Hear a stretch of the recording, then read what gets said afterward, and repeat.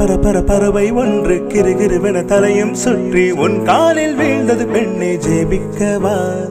அது பறந்திட வானம் இல்லை அது இருந்திட பூமியும் இல்லை உன் மார்பில் கூடு கட்டி வளர்க்கவா ஓ அன்பே எந்தன் வாழ்வுக்கு ஆசீர்வாதம் நீயடி கண்ணீராடும் பிள்ளைக்கு நீயே கண்ணி தாயடி உன்னை காண மீண்டும் மீண்டும் கண்கள் தூண்டும் இருமுறை ஒரு வானவில் வருமா